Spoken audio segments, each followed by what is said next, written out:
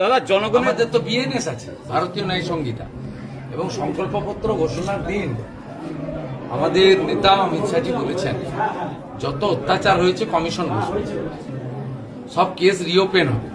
আমরা আইনি পথে গুন্ডাদের, ধর্ষকদের, চোরেদের ব্যবস্থা নেব।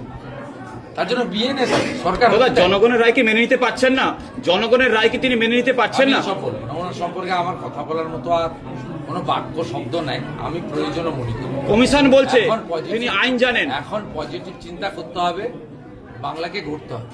মোদিজি যেটা গ্যারেন্টি দিয়ে গেছেন সেটা আমাদেরকে ডেলিভারি করতে হবে, যারা আমরা এমএলএ। পূর্ব মেদিনীপুর স্বাধীনতা লড়াই মুখ্যমন্ত্রী হিসেবে আপনাকে চাই, নন্দীগ্রামবাসী পূর্ব মেদিনীপুর জেলা চাই। কোনো মন্তব্য করবো না। দাদা কোনো মন্তব্য করবো না, দয়া করে এই ধরনের প্রশ্ন করবো না। দাদা প্রচারের সময় বলেছিলেন এরা আপনার আত্মীয়, আজকে তো আত্মীয়দের মাঝখানে উদযাপন করলেন, কেমন লাগলো? না, এটা তো কর্তব্য আমার।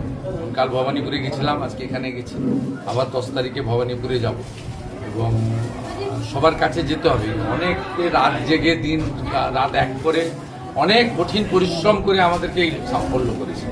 তাদের সঙ্গে গিয়ে হাত মিলিয়ে একটু নমস্কার, প্রতি নমস্কার, একটা লাড্ডু খেলাম, খাওয়ালাম। এটুকু না করলে তো মানে তৃণমূলের সঙ্গে বিজেপির কোনো তফাৎ থাকে।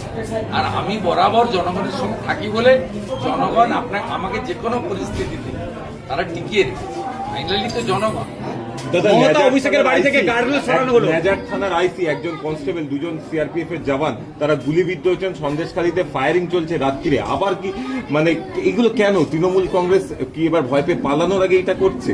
না, আছে তো টুকটাক তো গুন্ডা বদমাইশ বেআইনি অস্ত্র আছে। বিজেপিকে সরকারটা করতে দেন না, সময় দেবেন তো, 3-4 সপ্তাহের মধ্যে পরিষ্কার হয়ে যাবে। অভিষেকের বাড়ি থেকে গার্ডরেল সরিয়ে আলো, উচ্চতর তদন্ত পেত। আমি মন্তব্য করব না। অনেকে ক্ষমতার অপব্যবহার আমি কোনো করতেন। মন্তব্য করবো না ওদের নিয়ে। আমার কোনো প্রয়োজন নেই মন্তব্য করার, আমার প্রয়োজন নেই। যখন প্রয়োজন ছিল করেছি, এখন কোনো প্রয়োজন। অনেক ওরা প্রাসঙ্গিকই নয়, অপ্রাসঙ্গিক।